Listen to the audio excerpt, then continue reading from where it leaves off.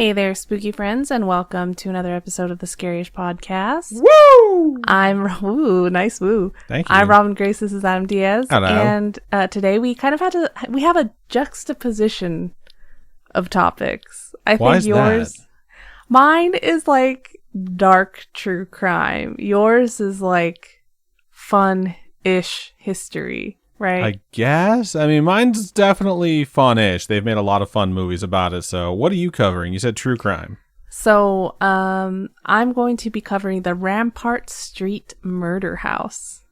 That's very interesting. I'm going to be covering magical artifacts for the final artifacting, because this is the last installment of the series for now.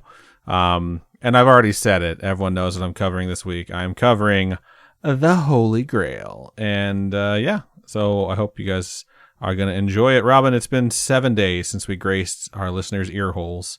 How have you been? Good. I mean, keeping busy, working, doing stuff, researching for this thing.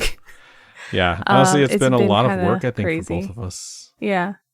I get home from work and I'm tired, and it's really hard to want to get motivated to do stuff. Well, I'm glad we're doing this. Oh, we fit in some SimCity time. Yeah, we're playing the 2013 release of SimCity. We have towns next to each other in this big ass region. It's been really fun.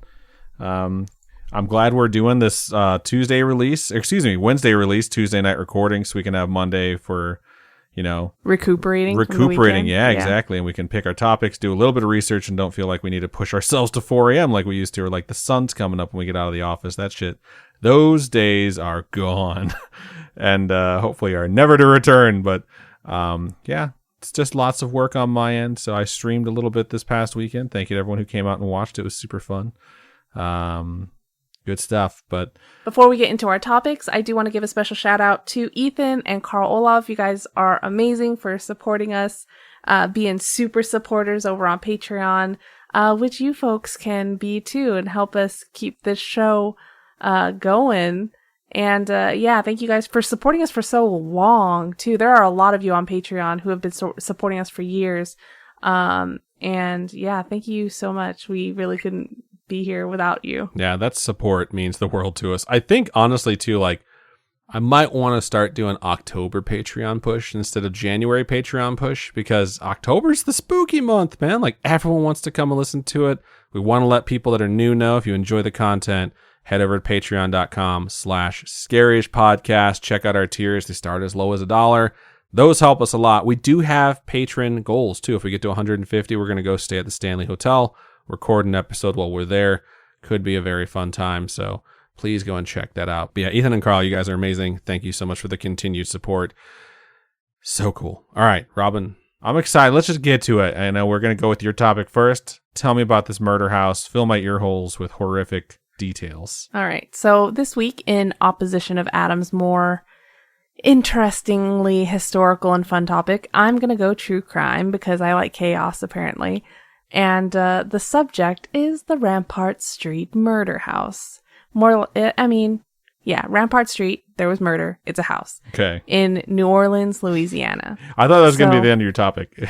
Rampart Street's the name of the street. It was a house. There was murder at the end. So the first floor of this structure was the home to the Voodoo Spiritual Temple, which apparently is a really famous place in New Orleans. I've never been. I have no idea what it's like there. But apparently it is pretty famous. What makes this a murder house is the murder that took place inside. Really interesting. Yeah, you can assume it's the murder. So let's begin with this. On Tuesday, October 17th, 2006, police responded to a call from the Omni Hotel in New Orleans regarding a jumper. Not a, overalls outfit or a sweater or someone that was threatening to jump off of a roof. Yeah. And someone else was there singing that they wish they would step back from that ledge, my friend.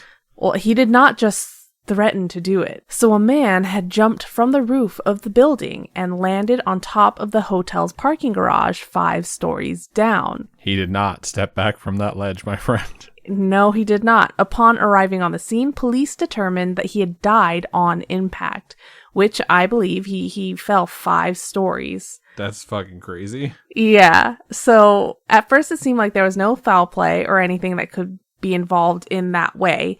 And then upon further investigation, a several page long letter is found in this guy's pocket. And on this letter were instructions on how to find pieces of his girlfriend. Oh my God. Yeah. So when I read this, I was like, what the heck? It's just absolutely mind-blowing. So in 2005, Hurricane Katrina caused devastating damage to New Orleans and the surrounding area. Zach Bowen and Addie Hall lived through this storm. During the hurricane, they decided to stay in their apartment and didn't plan on evacuating. Very few people living there at the time actually stayed around to witness all this damage. So these two actually gained some heavy media attention as a result of their, decision to stay. Not solely for that fact. Apparently, Addie had this habit of flashing police officers as they went by during all of this too. So that's like a New Orleans tradition during Mardi Gras, right? That's like the whole bead exchange thing. So. I guess during hurricanes it's the same thing. Yeah. The two also made cocktails for passers-by in the wake of the storm too. So okay. This is seeming more and more wholesome, but we already know how this is going to end. So that sucks. Yeah. So according to these two, it was like a camping trip. So they didn't have electricity. They kind of just drank whatever they had. And then they would trade the booze that they had for water and just try to survive. Many people would later talk about how that was like a lifestyle that fit them. Like that was good for them. How they, experienced all of this in the wake of Hurricane Katrina. And it was good because their lives prior to this was kind of unhealthy and tragic, which is really unfortunate because after everything kind of went back to normal after, rebuilding and things like that, you fall back into how things used to be and it was not good. So Zach Bowen has been described as having been an all-around decent person. He was your average American boy. He was sociable and was surrounded by friends. He wasn't like an outcast or anything like that. He was pretty, an extrovert, Okay. Though he did have his demons like anybody does, but his seemed especially dark. So when he was 18 years old, he met a 28-year-old stripper named Lana Shupak, and they got married. And some say that he joined the military in order to support her and the two children that he had with her. He became a sergeant while he was in the army, and he served a tour in Kosovo and a tour in Iraq. And this is something that people say played a part, like a large role, on who he became and why it is that he changed. It was like going out there kind of sucked the happiness that he once had out of him. And he was discharged in not the most honorable of ways. Definitely not the best circumstances. Some sources I read said he was pretty bitter when he left. When he got home, he became a bartender at a place called Buffa's or Buffa's. I like Buffa's. It's probably Buffa's. Who knows? But it's in the French Quarter of New Orleans. Not long after his return, he and his wife split. Probably because of PTSD or just how he changed after being in a war environment, right? Now that he was single, he was kind of able to look at other romantic prospects as one does when, you get divorced, I guess. Would you say he was ready to mingle? He probably was ready to mingle because his eyes happened to fall onto another bartender named Annie. They actually did not work at the same bar, though. They both just happened to share this unhealthy desire to drink. Some might call it alcoholism, but no, none of the sites that I read called them alcoholics. So they just had this unhealthy need to drink. And She was a bartender at a different bar named the Spotted Cat. So you can imagine they probably met when he or she went drinking at either or location. And they would visit each other's bars and exchange notes and flirt and the typical things you do when you're courting someone. All the booze that they had for trade post Katrina was probably probably stems from this being bartenders thing, or that they always had booze in the house because they like to drink, right? It makes more sense now that you say that they were making people cocktails that were passing by. Yeah. Like that's what they did. Like it wasn't just them doing it recreationally. Yeah, that's just something that they like to do. So Addie was an independent artist from North Carolina. She was very free-spirited. She was a poet, an artist, a dancer. She felt like she just belonged in the French Quarter. Like that was where she wanted to be. So she was trying to find her muse in the middle of this whole thing, big place. I don't know if it's a big place actually, but there's a lot of people there, and she's just trying to find where she fits in all of it with her passions. The scary part of it is that Annie was known to be kind of mean and abusive when she was drunk. And so she wasn't, the best girlfriend. But she also suffered from bipolar disorder. Gotcha. She would go on to make statements to their landlord claiming that Zach was cheating and that she was going to kick him out. But it's not sure whether she was stating a reality or if she was saying these things out of a drunken exaggeration, because her friends would go on to talk about fights that she and Zach would have where it was just absolutely outrageous. And these fights would be fueled by drugs and alcohol. And it wasn't really sure whether it was absolute truth or not. There was supposedly also cocaine that would just kind of get delivered to them through their friend named Squirrel, which obviously does not help in any situation. You don't want to jack things up with cocaine. But it could be true, could be an exaggeration as well. Who knows how much any of this plays into what inevitably ends up happening between the two of them. So at around 1 a.m. in the morning, on obviously 1 a.m., that's morning time, or really late at night time, on October 5th, 2006, in the wake of the efforts to rebuild after Katrina, the two, 28 years old at the time, get into a fight while in their apartment on North Rampart Street above the Voodoo Spiritual Temple. During this altercation, Zach strangles Addie to death. Being completely drunk, he falls asleep next to her on the futon and wakes up the next day to go to work. So he strangled her while drunk. Yep. To death.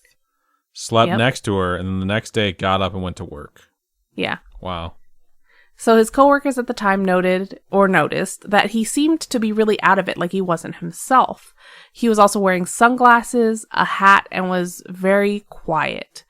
I'm sure if you were really hungover, you would also wear sunglasses and a hat to cover the fact that you are not ready to be out in the light of day.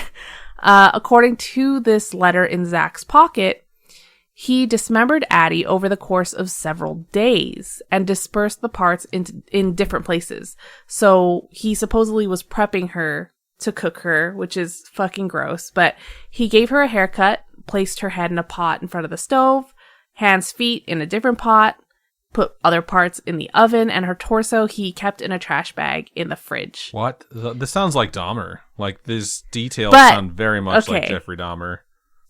Although he has been called the Katrina cannibal by some people, autopsy results confirm that there were no signs of cannibalism, that was not in his intention at all. They were actually able to check his stomach contents and things like that, and there was no evidence of any human remains or anything in there. What his intention was to separate the flesh from the bone by, putting her in the oven and stuff, to make the disposal easier. And I know that statement just does not make it any better. It's all just gross and really tragic. But he was not a cannibal, despite what it looks like. So Addie's friends and coworkers asked Zach where she was. Whenever they saw him or whenever they called him, they would ask, like, where's Addie? He told them that she'd left him and had gone back to North Carolina, where she was from. This threw flags for them because they knew how much she loved New Orleans and how much she felt like she was a part of it and that she didn't have any plans on going anywhere. Almost 2 weeks after he murdered Addie, surveillance cameras captured Zach pacing back and forth back and forth on top of this building, on top of this hotel, really nervously, before he threw himself off of the Omni Royal Orleans Hotel with this note and his army dog tags inside a plastic bag in his back pocket, as well as the gate keys to Addie's apartment in his front pocket. And he also was found with 28 cigarette burn marks on his body. So he was like putting out cigarettes on himself to punish himself? According to him, one for each year of his existence. Wow.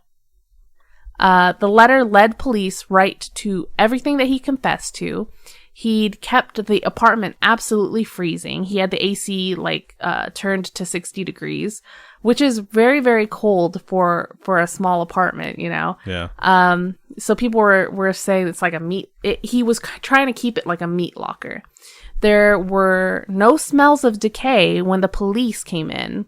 They couldn't detect any sort of smell, which I think was part of his remorse for what he had done, He didn't want to just leave her rotting. He took care to clean absolutely everything. He cleaned up all of the blood. He spray painted the phrases, "I love you," and "I'm a total failure" in silver paint on the walls. He also sprayed the phrase "look in the oven" with an arrow pointing to the stove door. I don't know how I feel about the phrase "I love you" being painted. Like, if I were her and, I saw that, my spirit was like watching him do this, and I'm like, my fucking body is in pieces all over the apartment. He like, writes, what "I the love fuck?" you" on the walls. So in his letter, Zach states he took his life to pay for the one that he took.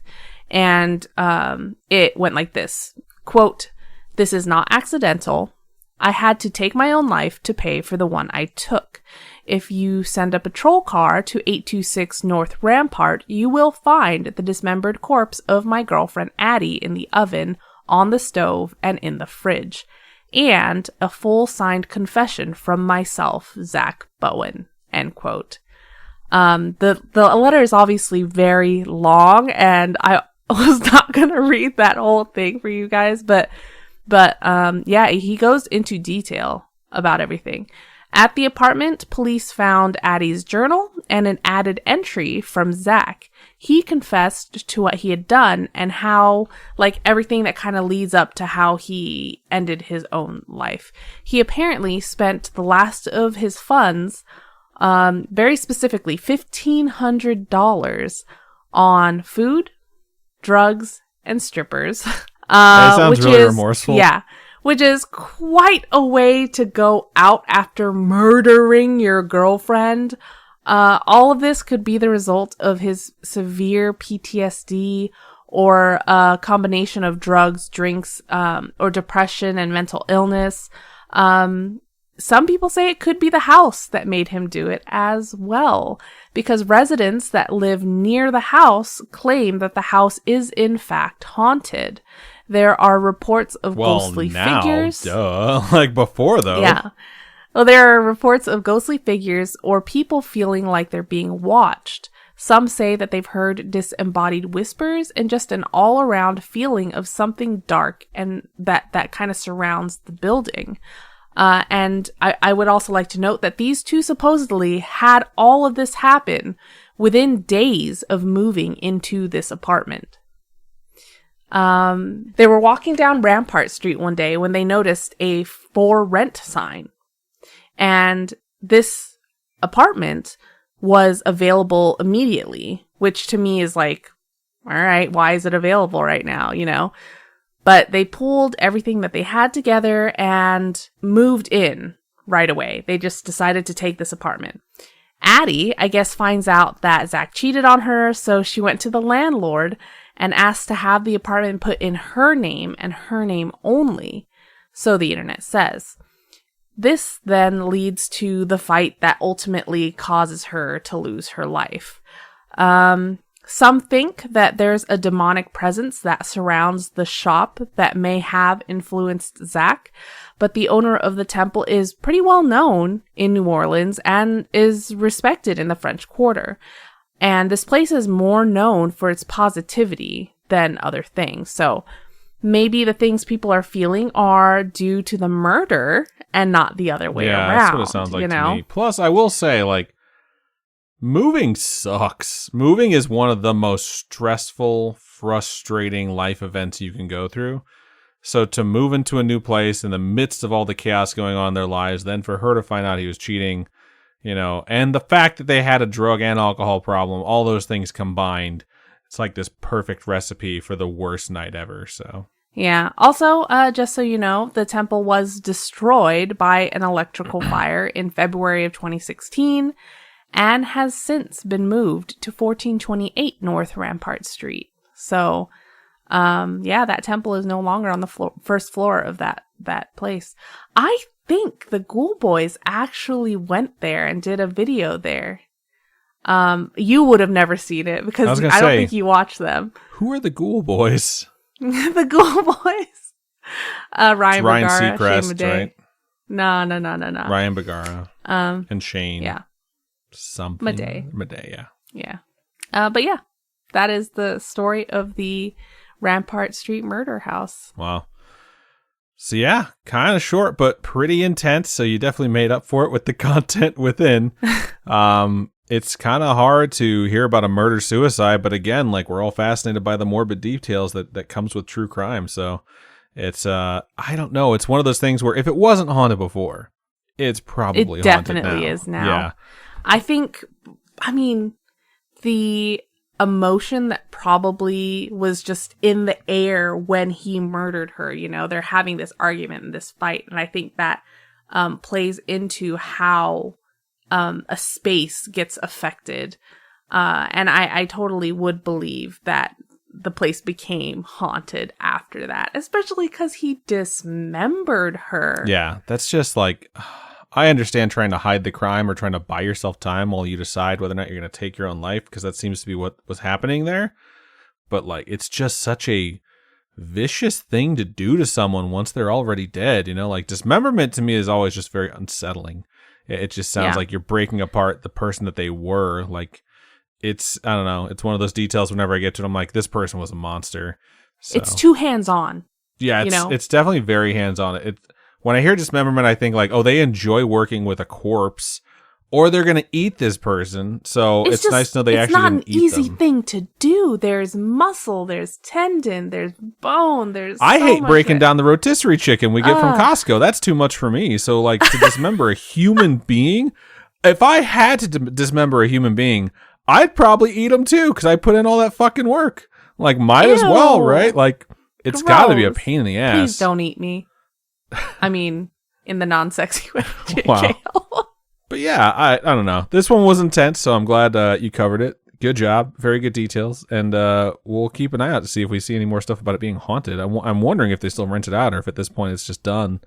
In the video, if I'm right and the Ghoul Boys went to this house, it looks like it's in a state of pretty bad disrepair. So I don't know if they're going to be renting it out anytime soon. Right on. Well, you never know. Places are really expensive to rent. Properties are hard to find, and people are really interested in spooky stuff. So there might be a market out there for it. Probably not, though. But all right, cool. I think that's it for Robin. So before we move into my topic, we're going to take a quick commercial break.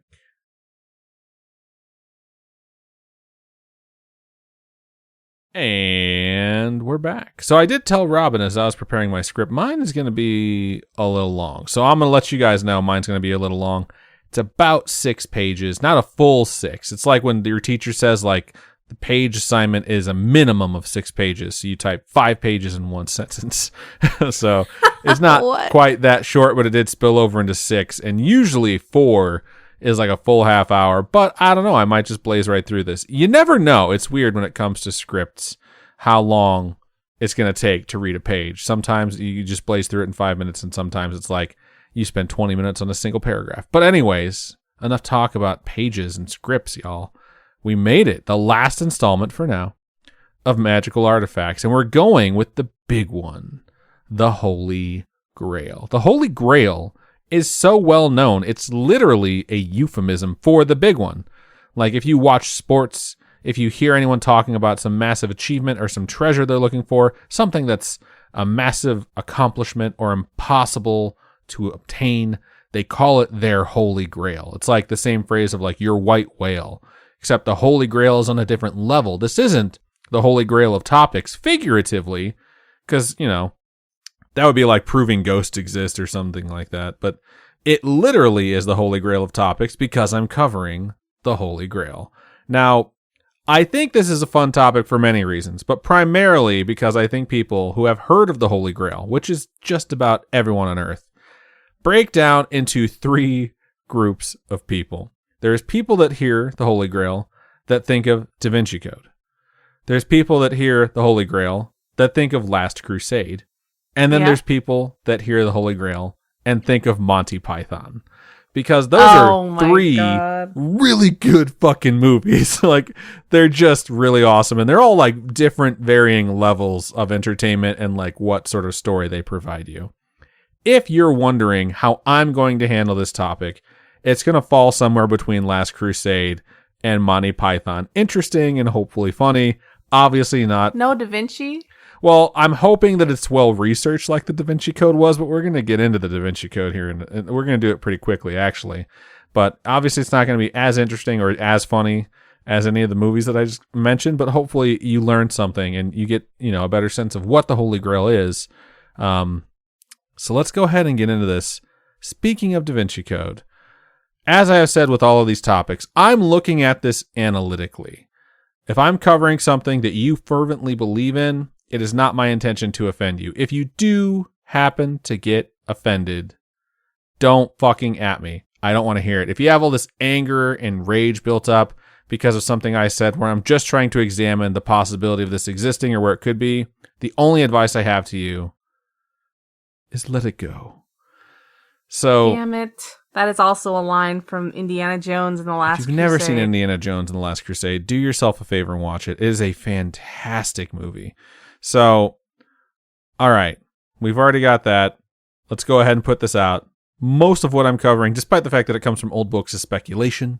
Could all be bullshit. But in the event that it isn't, I am hopefully going to try and help you know enough to not drink from a false grail, lest you end up turning into a skeleton and exploding into dust. Just like that stupid fuckwad Nazi guy from Last Crusade. Anyways, on to the topic. So, I've done a lot of research on this. I was scrolling through so many books. Thank God the archive exists out there. It's something on the internet where you can go and look up books that have already been like digitized and rent them out like it's a library card for the online library that exists. And I've gone through a lot of stuff. Went through a bunch of books on there, history.com, encyclopedia, news articles from many times and many periods all over the world. I'm still not very much closer to giving you any sort of definitive answer as to what, where, or who had the Holy Grail. But I have, you know, some general information that's more than I knew when I started. I can help you understand it a bit more and separate origin story from more contemporary stories about the Holy Grail. So my idea, if someone were to walk up to me and say, yo, Adam, tell me about the Holy Grail, my idea of the Holy Grail is that it's a literal cup. I think of it as a cup, and that cup was used by Jesus at the Last Supper. That's what's just sort of in my head from my Grail legend knowledge. Going into this, that was my primary thought. Obviously, I had the thought of what Da Vinci Code has, because Da Vinci Code is a twist on the normal story that I had heard in the past, and we're going to cover Da Vinci Code. So if you've never seen or read Da Vinci Code and you're like, oh, it's on my list, well, go fucking watch it and come back, or I'm about to ruin it. So, indeed, this is going to be spoiler time. So spoilers for Da Vinci Code here. Outside of that movie/book, I had not heard of the theory that it refers to that the Holy Grail wasn't a cup, but a person, and more specifically a bloodline. Major spoilers. It's the idea that Mary Magdalene was Jesus' wife. She wasn't a sex worker, that the sex worker stuff was just to smear her. Whether or not that is true, because there seems to be a lot of documentation about the fact that up until a certain point, she actually wasn't ever referred to as a sex worker, and they kind of just did it to be assholes. It is a book that's very much fictional, that's rooted in a lot of different history to try and bring you in and make you think, oh, this could really happen. This could really be a thing. The idea is that Mary Magdalene was pregnant at the time of Jesus' crucifixion. She got escorted out, and that the Holy Grail is technically like the royal blood of Jesus Christ and Mary Magdalene, and that their offspring still have descendants out in the world that are being hunted by like the evil people, and then they're being protected by the good guys. The good guys are the Priory of Sion, and I'm going to talk about them a little bit. So it's a lot to unpack there. So we just basically described the premise of Da Vinci Code, all right? Let's start this with this particular interpretation of Holy Grail, and then we're going to get into the more classical interpretation. So, going to start here. We're going to move past it. There was this dude in 1956 named Pierre Plantard who formed a club of people that wanted to play pretend and act as a sort of neo-chivalric order. So they're like, we want to be knights. We want to go by the chivalry code, and we want to do this in 1956. 1956 isn't that long ago. My dad was alive. My mom was born in 1956. So this guy was saying this is not like the Holy Grail just popped up. It's not like Jesus was just alive. Like, this was like 60-something years ago. So he called this group that he was forming, and this is the first mention of this in existence, the Priory of Sion. He then claimed that they were the most recent grouping of a secret society, which he did proclaim publicly, that he claimed was founded by Godfrey of Bouillon, a famous crusader and ruler of Jerusalem who actually existed. He also claimed that he himself was the quote-unquote great monarch, which was a ruler Nostradamus predicted would be basically sitting on the throne of the world, like emperor of the world during the last days. All right. So this guy obviously was making a lot of fucking claims. Pierre claimed that the Priory of Sion had actually existed for centuries and had been installing rulers on the thrones and in charge of the countries of basically all of Europe that were of Merovingian descent. If you're saying, I know that word, what does it mean? I don't. Merovingian is in reference to a dynasty that existed in Western Europe from like the 400s, the late 400s to like 751, I think is when the Merovingian dynasty, like the borders basically started being drawn within the dynasty itself. It was basically all of Western Europe in one kingdom, minus like Portugal and Spain, parts of Italy. I think all of Italy actually wasn't in there. The borders are kind of fuzzy to me. I think they had parts of Germany as well. But just imagine most of Western Europe is just part of one kingdom, essentially. And that was the Merovingian kingdom. So this guy is basically saying that the people who used to rule in the Merovingian dynasty still have descendants, and their secret society places them in positions of power around Europe still. So it's a thing that people believe that the bloodline of those leaders are still out there. And, you know, this guy is saying that they're still ruling, and he takes, you know, credit. It's like a benevolent conspiracy. After all this happens, the claims he made are kind of merged with the idea of Jesus' bloodline between him and Mary Magdalene and their descendants forming the Merovingian dynasty, which means that every time a Merovingian like descendant is installed, you're actually installing a descendant of Jesus Christ and Mary Magdalene in all these different high placing positions all over Europe. So that claim didn't come from him. That claim came from the book called The Holy Blood and the Holy Grail. It was released in 1982. So this happens 30-something years after the fact recently. This guy forms the Priory of Sion. It's written by Michael Bainant, Richard Lee, and Henry Lincoln. It was a non-fictional book and presented as historical study, stating that this was something that was happening. Then, Dan Brown writes Da Vinci Code, which is based on that book, on the ideas presented in that book, and placed. He basically writes a story, an adventure in a world where everything that was claimed by the Holy Blood and the Holy Grail was true. Now, the authors of the Holy Blood and the Holy Grail, of course, sued the fuck out of Dan Brown. They sue Random House, the publisher. They sue Dan Brown. They claim Da Vinci Code is plagiarism and a bunch of other shit. And all these judges and all these lawsuits between the guys who wrote the Holy Blood and the Holy Grail and Dan Brown and his publisher, They rule against the authors of that book that came out in the 80s, The Holy Blood and The Holy Grail. And they say, On what premise? amongst other things, that their copyright claim and their plagiarism claim, they couldn't really form an accusation because they realized they had kind of loose ground to stand on. And that loose ground was basically because when they released their book, they said, this is fact. This is historical fact. Our book is in the non-fiction section of all the places it's being sold because we did our research and this is real. So they said if this is historical fact, you can't plagiarize fact. You can just reference it. There is no copyright claim or plagiarism claim to be had on historical fact as they sold their book as. So they basically got told, like, what you said in 1982 is the reason you can't sue. And it's also the reason he's allowed to write something he has claimed as fiction at every turn. Like, if you're going to say that this is real, then that's on you. Like, if everyone would have believed you, like, this book wouldn't have been very interesting because it would have just been like, oh, everyone knows that. Who fucking cares, Dan Brown? You know? But because they said it was historical fact, they basically acted like this was a history book they were releasing. They lost their plagiarism cases. Despite the fact that it sucked to be them, it wasn't too bad because their book sales went through the fucking roof. Shocker. Everyone wanted to know where, Dan Brown got his idea from. But any secret society who proclaims themselves publicly existing and doing these things doesn't sound very legit to me or pretty much anyone. The claims they put forth in 1982, before Dan Brown even wrote his book, were researched by tons of investigative teams since the release. 60 Minutes, Discovery Channel, Time Magazine, the BBC, and it always comes back on the same thing. They don't know where they got any of their sources because they're all supposed to be private. They can't confirm literally anything. Nothing is verifiable. They basically came out and they said, like, hey, this is a work of fiction. And the authors are like, no, it's not. And then, 20 years after they released it, they're like, God damn it, he stole our fucking idea. It's like, maybe you should have just made it a work of fiction instead of trying to proclaim that this was real. So if you think bloodlines, by the way, only have a few people in them, like they're claiming, after 1,500 years, you might be thinking of like the Targaryens, where the family tree doesn't really branch off. Because when it branches, the descendants just keep growing in number. After looking at some of the bloodlines that came from the Merovingian descendants, who are people that did exist, well, there's literally hundreds, maybe even thousands of families out there that can trace their lineage back to the Merovingian descent. Like, just based off of like each country, I was finding massive lists of people. And people trace their lineage back to the Merovingians and Charlemagne, who we've covered on the show during this series. And it's because people want to be attached to someone that's like, famous and has all these different legends attached to them.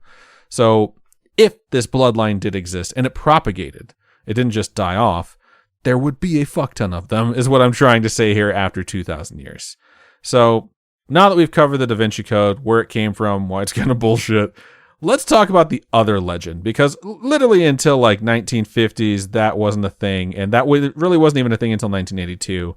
So you figure if like that was a thing, it would have been talked about a lot more. But the other legend is the one I think we all kind of know, which is the Holy Grail as a cup or a dish. It's kind of ambiguous based off of where it started. A dish? I've never heard of it being a dish. Like a bowl, like something you can drink out of, like is something that something would be served in essentially, but a cup is what we normally see it as. So according to the OG legend, it's Jesus' cup, right? Jesus Christ was this dude. He had this supper. He's like, I'm going to die tomorrow, guys. Let's get fucking wasted. And he just poured everyone a bunch of shots out of his cup. And like that's, I mean, obviously I just, changed the history of it a little bit, but it's somewhere along those lines. But the Holy Grail is supposedly the cup that he used at the Last Supper. So where did it come from? How has it changed? Is it real? And where is it now? So this is the thing. I'm not trying to piss anyone off here because there's two different things. There's the Holy Grail, there's the Grail, and there's the Holy Chalice. So the Holy Grail isn't spoken of in written literature until 1190, which is 1,157 years after Jesus died. Seems a bit odd the Holy Grail wouldn't be spoken of until the year 1190, and its first appearance is in a fictional book written by Christian, I think I'm saying it right, de Torres, and that book is called Percival, the Story of the Grail. It was actually an unfinished work technically, and other folks in that time period really enjoyed it. So they wound up writing stuff and adding on to this particular book. It's like official fan fiction. The original story doesn't actually have Percival in it the entire time. He starts out in it. He does a bunch of stuff. It winds up following someone else. And it is a story where this young man, when he's a kid, sees a group of knights. And he decides, I want to do that. I want to be a knight. That's super cool. And his mom's like, don't go be a knight. And he's like, Mom, I'm going to be a knight. So he leaves and he goes to King Arthur's court. And this is why Grail legend is always attached to Arthurian legend, is because it originated there. It originated with King Arthur and his court and Percival. In the story, he decides to go home and see his mom after he does become a knight. He goes, gets trained. He's like, I'm going to go show my mom I became a knight. On his way home, and it's a long journey, he sees someone fishing in a boat in a river. This guy is named the Fisher King. If you've heard the Fisher King before, it's because the Fisher King is typically associated as one of the last surviving people who's meant to protect the Holy Grail. It's not like that in this first story. This Fisher King is wounded, although that may actually have come from future fanfic. It's unclear on like when that particular detail was placed into the story, but most of the time they say he's wounded by something that's like a cut in his side or his groin. And he asks Percival, hey, do you want to come back and stay in my castle to rest? And Percival is like, sure, I'm tired. But while he's there, they're like hanging out, and Percival sees this strange procession where a bunch of people are carrying super nice objects from one room to another. The first thing he sees is what he describes as a bleeding lance, so a lance covered in blood. This is, at least for sure in the later versions of this, the Lance of Longinus, which we all know now, because you listened to the earlier episodes, to be the Spear of Destiny, the spear that stabbed Jesus Christ and killed him. So, popping off right away, Spear of Destiny comes out of the room, being carried from like a servant from one room to another. It's gone full circle. We've learned everything. The next are two boys carrying candelabras, of which I'm not sure the significance, except that they're very nice. The third is a pretty girl who's carrying a decorated grail. And the last is a maiden carrying a silver platter. Percival has been trained basically not to ask too many questions, not to talk too much. It's impolite. So he doesn't actually say anything. He just sees this stuff going on. He's like, okay, that's weird, but whatever. In the morning, he packs up. He's like, all right, I'm going to go see my mom. Bye. And while he leaves, he runs into a girl who's in mourning, and she yells at him because the grail that he saw could have healed the wounded king. In some way, shape, or form, Percival was supposed to ask about the grail, then he was going to be able to actually help this king become healed. And because he kept his mouth shut, he basically missed his opportunity to help. So it said that the cup had a sacrament in it that was like never ending, that would heal people.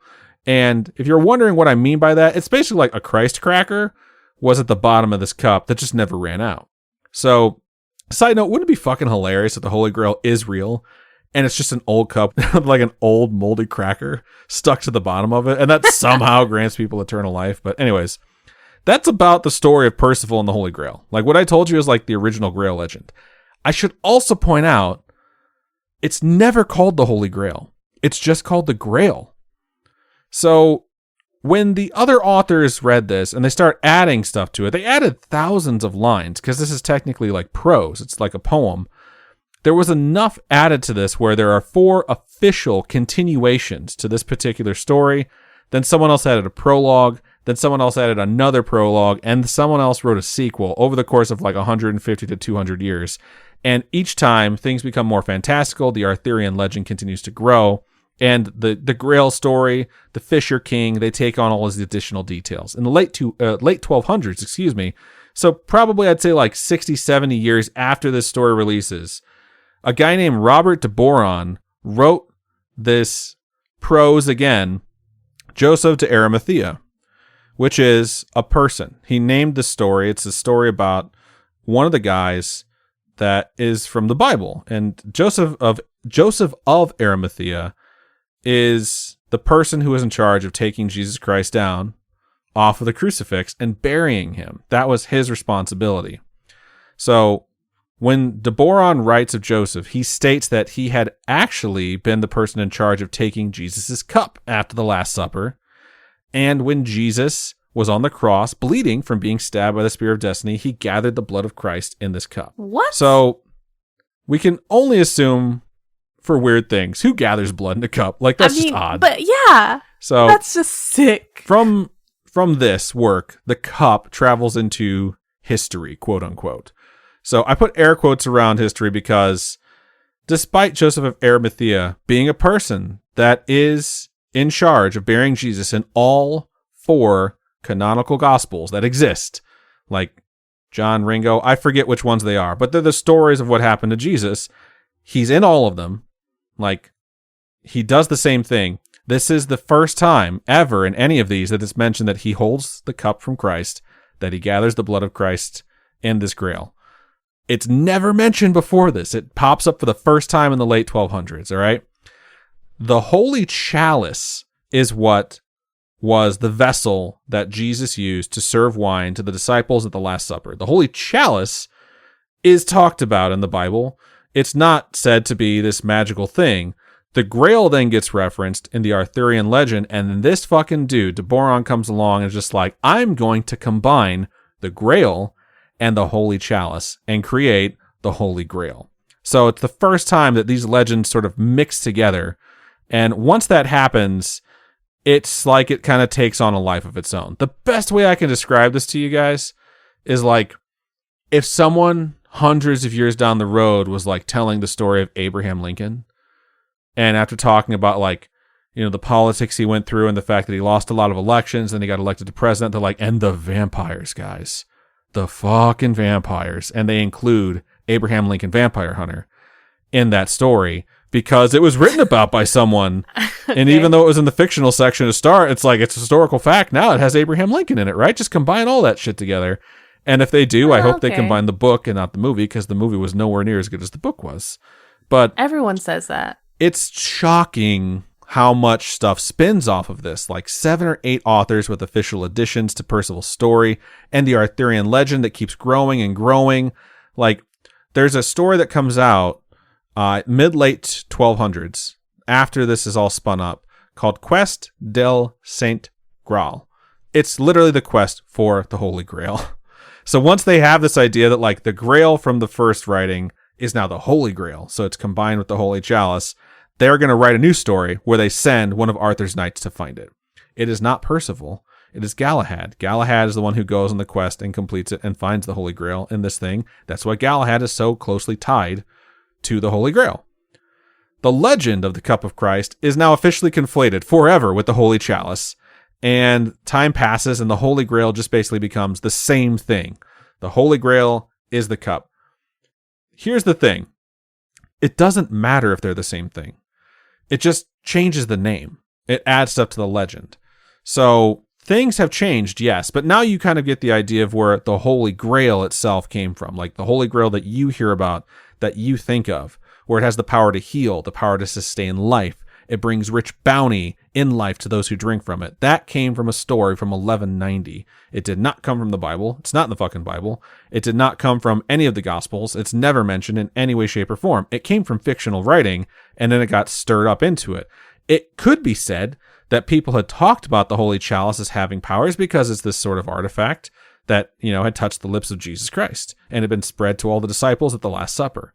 That does not mean that it was there to begin with. This is a lot of stuff over the last 2,000 years that have all been mixed together for something that is obviously very, very important to Christianity. It's like fiction mixed with fact, well, fiction mixed with Christian theology. So it gets really fucking complicated, all right? And so people start to think, well, Jesus must have drank from something. This thing's got to be real, right? So why not go look for it?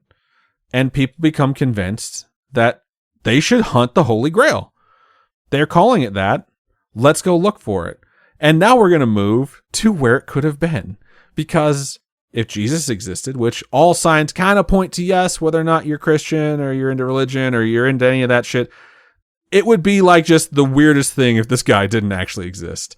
So Joseph of Arimathea was the person in charge of burying him. And since he's now tied to this legend as the person who is supposedly the Grail holder, the person in charge of the Grail, the first guardian of the Grail, and people think we're going to look for it. Let's start at the beginning. So where did he go after he buried Jesus? According to the Arthurian legend, which I really feel like was a bunch of writers just trying to make like the places where they were like popular, that Joseph of Arimathea, who was in Jerusalem, buries Jesus and decides, I'm going to go to Glastonbury, which is in Somerset, England. Because according to Arthurian legend, that's where Joseph of Arimathea went once he left Jerusalem with the Grail. Glastonbury is also associated with Avalon. If you've heard of it before, it's like supposedly the location of Avalon. If you don't know what Avalon is, it's the resting place of King Arthur. So I'm learning a lot today. This is a very popular place to go, you know? As Joseph was supposed to be the keeper of the Grail, folks speculated endlessly whether he brought it with him all the way to the UK, to England, or whether or not he ditched it along his travels, or someone stole it from him, or he buried it, or he hid it, or whatever. There is unofficial gospels that actually exist, like the Gospel of Nicodemus, that states that Joseph got jailed. So Joseph buries Jesus. People in charge are like, why would you do that? Like, we fucking killed the guy for a reason. He's like, oh, I wanted to. And they're like, all right, well, we're going to throw you in jail. This is just an Adam version of this story. So they throw him in jail, and he's like, guys, come on. He was the son of God. I'm going to get out of here one way or the other, right? And they're like, oh, yeah? Bet. So they seal his cell. Like, you can't get out now, can you? And they put a guard there. They come back to check on him a couple hours later. Seal is still intact. Guard is still there. Joseph is gone. He just up and vanished. He's not in the cell anymore. Joseph wasn't magical, though. No, it's right? just like he did a good thing, so they got him out of his cell. And they say that he went back to Arimathea. Which brings me to my next point. No one has any fucking clue where that is. It is assumed it was a town on a hill near Jerusalem, so he didn't go terribly far, but, without cars or planes, it could be a minute if you're going to walk from town to town in the desert. So a lot of people who are Arthurian hunters explore Jerusalem and all the towns around Jerusalem that they think could have been Arimathea, because in case he didn't go back, he didn't go to Somerset, England, maybe the Grail is somewhere there. So that is a very popular place to look.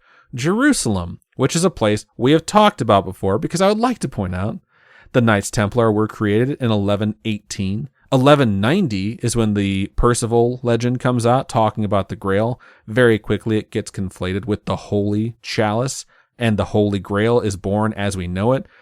Knights Templar were around till 1312. That means basically at the height of their power, when they were looking for artifacts that were important, they were settled in Jerusalem, and they were looking for things, which we know.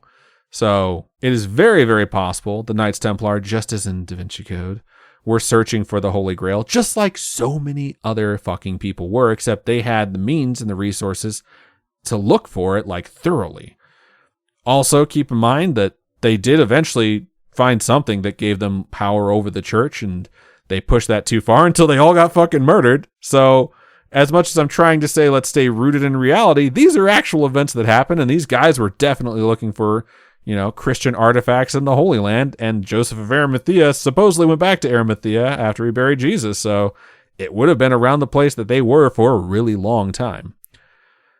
I will again point out something I stated about the other things we've talked about. It really does not matter at all whether or not the Holy Grail is real. In any way, shape, or form. It does not matter. At the end of this, if you're like, I don't know if this is real or not. Why? Doesn't matter. And you know why? Because people fucking believe it's real. If you can convince people you have an old cup, and that old cup was held by Jesus, and that person believes that cup exists, it's just a matter of whether or not they think that's the real version. So if these dudes found a cup in Jerusalem that dated back to the time of Christ, and they were able to convince people that they found the Holy Grail, then the Holy Grail suddenly actually exists, regardless of whether or not it's real, and they have it. It's just so weird. The phrase is so foreign, like they found the Holy Grail, because it's so famous and it's so improbable to find the Holy Grail. Like, that's why there's so many movies made about it. So, right. Is it out there? Like, that's the big fucking question. When you talk about the Holy Grail, is it real? Where is it? That's what everyone wants to know. Is it out there? Well, maybe. Like, maybe. Straight up, it's a big fucking maybe. Like, Jesus existed. He drank from a cup. Cup could still be out there. In Valencia Cathedral, in Valencia, Spain, resides the Valencia Chalice, which is a large, ornate cup that looks like a very fancy chalice that could have been imbued with divine power. You don't know. And it is said that that cup because it is very old and it has been in Valencia for a very, very long time, was actually taken to Rome first before it came to Spain.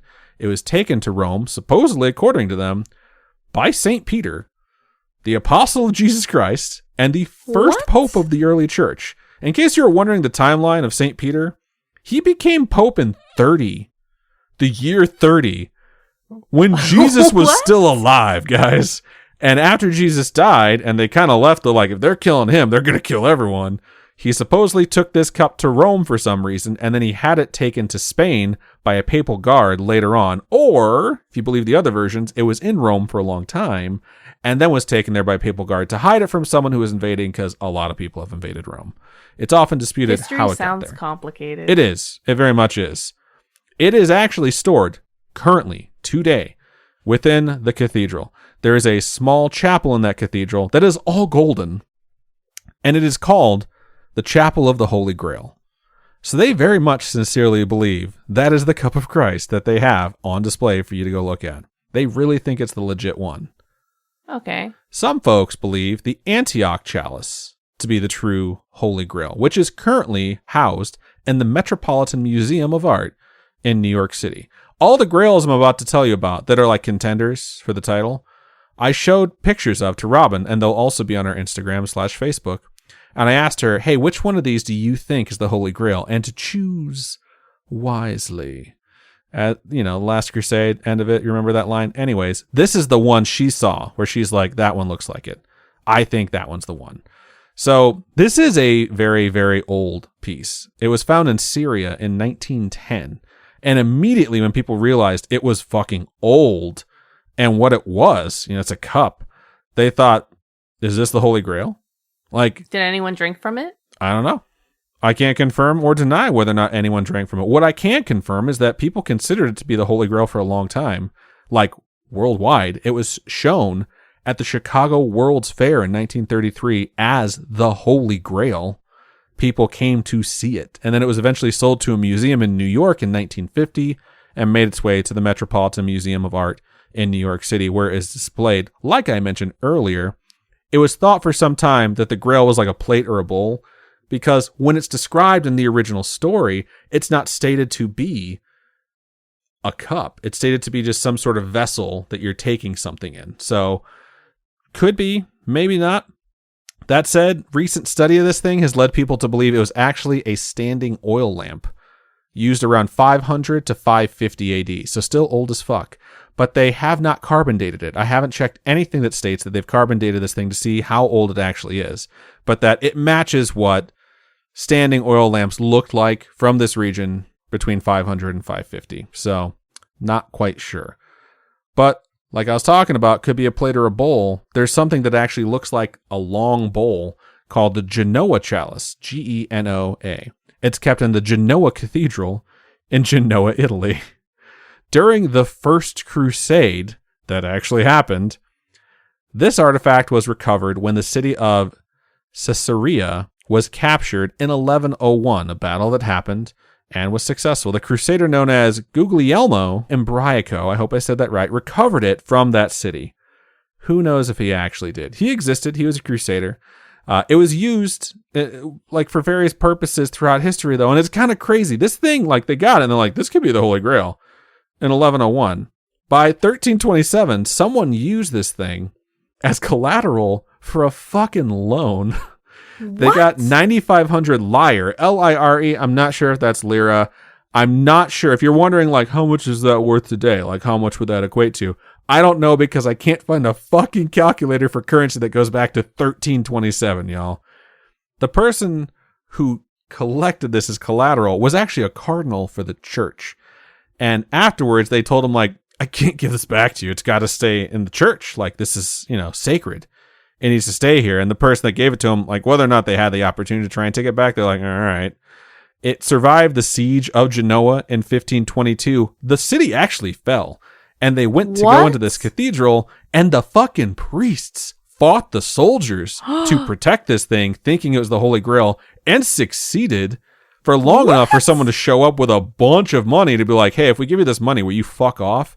And the soldiers were like, we sure will. And they left. They left it there. The priests defended this thing successfully. And then in 1806, some stupid asshole named Napoleon conquered the area and took the city of Genoa and took the Genoa chalice back to Paris. It's also called the Sacro Catino. He took it back to Paris to show off. He's like, hey, look what I got. I'm fucking awesome. I got the Holy Grail. What's up? And of course he dies because he sucks. And then it gets sent back to Genoa on June 14th, 1816, 10 years after it was taken. When they gave it back, they walked in there. They're like, yo, super sorry we took this. Here it is. And then they handed them 10 broken pieces of the supposed Holy fucking Grail, which I am assuming was the worst "it was like this when we found it" moment that's ever happened. God. It does get restored eventually. I believe it was restored multiple times. The most recent restoration was in 2017. I'd also like to point out, I kind of hope this one is the Holy Grail for one specific reason. There is a piece missing. It looks like it's just about big enough to be a centerpiece on like a necklace, like a nice necklace. It's also green. It's like made of like green ore that they found in like Egypt or some shit. Like it's crazy. And there'll be a picture of this too, but there's a piece missing off of this. If you like just look at like a mouse like that you would use for a computer, just to like cut that in half, that's about how big of a chunk is missing from this thing. The rest of it's been restored where it looks like it probably did to start. It shines. They restored it in 2017, brought it back, looks amazing. The last one I'm going to bring up to you that might be the Holy Grail is pretty old. In 2014, in fact, 2 historians came forward and they said that they had traced the history of this, the chalice of Dona Arecha, all the way back and confirmed that it was actually the cup of Jesus Christ. 2014, They had the balls to come forward and say, we confirmed it. If you want to know our research, buy our book. And they released a book. Trash. Tourism to the Basilica of San Isidro in Leon, Spain, which I think my mom might have just visited, by the way. I need to ask her after this. It just exploded. Everyone wanted to go see this thing. So, people went. The problem is that historians almost immediately were like, yo, dogs, we're pretty fucking sure that thing was made in the 11th century. From the designs of it and how it was crafted, looks like 11th century to us.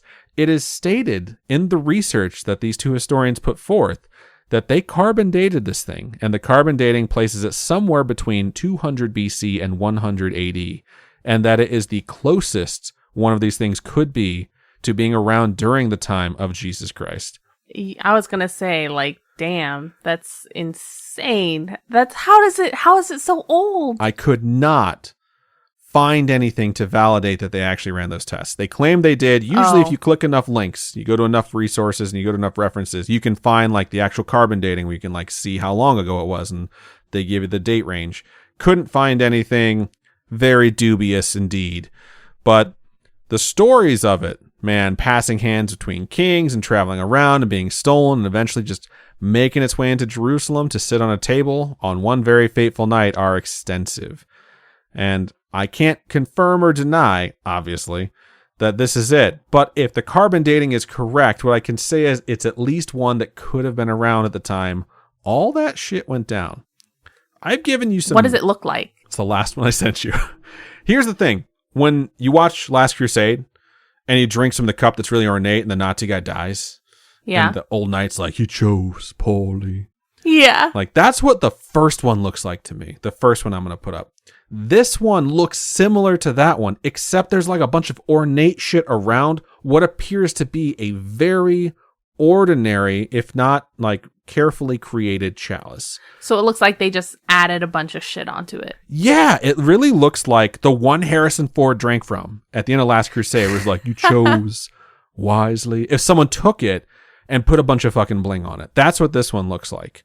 So when I saw it, I was like, that almost looks right. Based off of my brain of what like a carpenter would drink from, that kind of looks okay.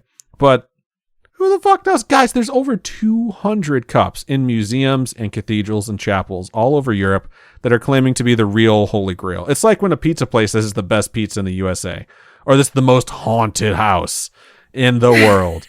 It's just any place that has an old fucking cup basically posted up there and says, come see it. if the Holy Grail exists, it probably does not want to be found. People don't deserve it. And if you, like the Spear of Destiny. yeah, if you do decide to go look for it, please go Facebook Live the entire time you're looking for it so we can all watch. I think it would be super interesting. I would do a Grail quest. Like all the times where I'm like, I wouldn't go see this, I wouldn't go stay there. You give me a show, Adam and Robin hunt for the Holy Grail, I will find a Grail for you, I promise. Do I think the Holy Grail is real? This always comes down to the end, what we think.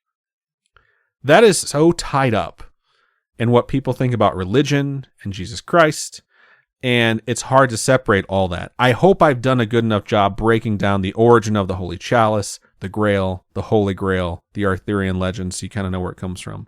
Taking all that into account, do I think the Holy Grail is real?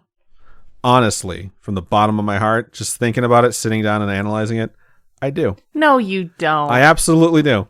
I think Jesus Christ was a person that existed. That is my personal opinion. If you don't share it, hey, that's okay, and I understand why.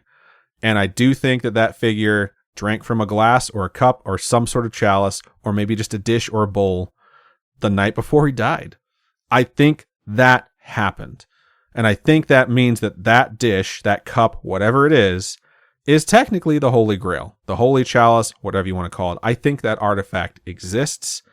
Do I think it has powers? No, I don't. I really don't. I think the idea behind it has taken on a life of its own because of some really good fictional writers, basically, in like the early, 1000 to 1300s. And people just look at this as like the epic treasure that is lost and everyone wants to find.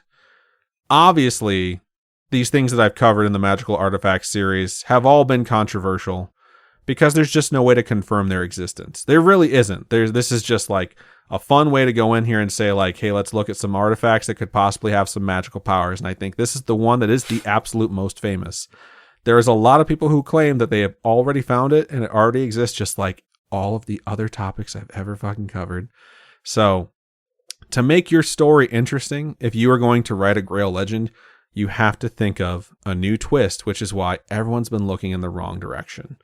That's what happened in 1982. That's what happened when Da Vinci Code came out. That's why people were like, oh, this is interesting. And the fact that people tie the Holy Grail so closely to their religion and the fact that Da Vinci Code is so deeply rooted in religious conspiracy is why so many people got fucking angry. I don't think people will get angry at me for this particular topic. But if you do, again, I just want to say, let it go.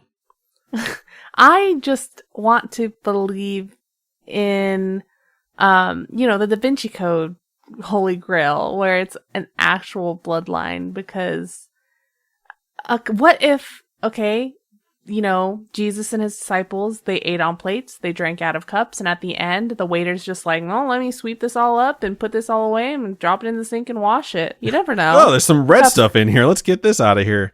That's why when I say, is the Grail real? To me, it's like, is there a cup out there that Jesus drank from? And it was the one that he drank from right before he died. And he gave to his disciples as like, hey, I'm standing by, raise a glass to freedom, something I will never see again, like that type of thing. Yeah, it could be. There could be something out there. And the thing that annoys me the most about it, that I think is done so well in Last Crusade, is if that cup exists, it doesn't look anything like any of the shit that's in all these museums. It is not going to be ornate. It's not going to be fancy. It's going to be some basic bitch cup that he got from McDonald's that someone saved and washed a bunch. It just doesn't have its official lid anymore. It's not going to be something that's over the top or fancy. And I think because of that, so many people are going to state, I have the real Grail, and it won't be. And if you ever found the real Grail, people probably wouldn't fucking believe you. They'd be like, nah, it can't be. So, and how does something like that survive 2,000 plus years? You know what I mean? Like, yeah, we have mugs that don't last a fucking year because we can't wash them properly without dropping them. Like, it's just, you'll never know. You absolutely will never know. You just have to ask yourself when it comes to the Grail, do you think it could be real? Do you think it could be out there? And of course, do you think it has powers? So if the cup granted eternal life, if they give us a show called Adam and Robin Search for the Holy Grail, I dig up some awesome research, we find the actual Holy Grail, would you drink from it? No. I do not want to turn into a skeleton and get blown away. No. That's the false grails. I'm saying if we found the real Holy Grail. If we knew for sure, 100% that it was the Holy Grail, then yes, I would drink from it. But I'd cut myself first, just so that I know if I drank from it, it would heal me. You would cut yourself, then you pour the cup over it to see if it would heal you, and then you would drink from it? Straight up. All right. I probably would. I have so many questions. I'd be like, is there an owner's manual with this thing? Like, if this grants eternal life, does that mean I live forever but I keep aging? Does it freeze me how I am right now? Because if so, I might want to fucking hit the gym before I drink from this thing. Like, there's a lot of questions that I have when it comes to anything that supposedly grants immortality. So, but yeah, very long topic. I hope you guys hung in there. I think it was almost an hour, but I have a lot of editing to do. So, hope you enjoyed it. Nice. I really appreciate it. I thought it was a fun topic. I just love, The Last Crusade. It is one of my favorite movies for sure. It's just fun. Like Grail quests are always very, very fun to watch. So I mean, I also like Monty Python and the Holy Grail. So funny. The first time I saw Monty Python and the Holy Grail, me and my friends went to the store, bought some coconuts, cut them in half, and then walked around school the next day, like clunking them together like we were riding a horse. Most of the kids did not get it. All the teachers were like, "That's hilarious. Keep those coconuts. I'm not even going to take them from you." Because like it was a movie that they enjoyed. Wow. So, but it's a very, very popular topic. And this is the thing when it comes to like episodes we run, I'm always worried, like, are people going to listen to this, And I see the numbers every week. We get a weekly report of like how many downloads we got. And this is the first time I've been like, man, I really wish I wouldn't have named this Magical Artifacts, because if I called this episode the Holy Grail, more people would definitely fucking listen to it. Just name it the Holy Grail. I can't. I got to stick with the naming convention. I'm nothing if I'm not loyal to my naming conventions. Do whatever Magical Artifacts 4, the Holy Grail. Yes. But then I didn't do that for the rest of them. Who gives a shit? Go back and change the titles. I could. Yeah, I could do that. I think I will do that. No, I won't do that. I don't know what I'm going to do. But yeah, that is the end of my topic. So, God. All right, so like I said, that is everything we have for this episode of Scaryish. If you have a story you'd like to send us, doesn't have to be about the Grail, doesn't have to be about the murder. It could just be something paranormal, supernatural, spiritual. But if you had close encounters with a murderer or something, feel free to send us whatever you want to send us. As long as it's like something we talk about on the show, we would love to read it. Just say in the email like, hey, you guys can read this on the show. And, email storytime@scaryish.com. Go to our website, scaryish.com. Click on Contact Us. It brings you a form that you can fill out. Send directly to us. Hit us up on social media. Twitter is @ScarishPod. Instagram is @ScarishPodcast. Facebook is facebook.com/ScarishPodcast. We would love to hear from you. Robin, if folks wanted to donate, I know we said so earlier, how can they do so? You can go to patreon.com/Scaryish Those are monthly donations. Tiers start at $1. We also have one-time donation options as well if you're not into, the subscription type thing. And that is ko-fi.com/Scaryish. And every single dollar you folks donate is so incredibly helpful, and we are so incredibly thankful. Yeah, absolutely. Thank you so much to everyone for the support. Thank you guys for listening to this episode. We sincerely appreciate you. That's everything we got. So, Robin, go ahead and sign us out. Keep on creeping on, and we'll talk to you guys later. Bye-bye.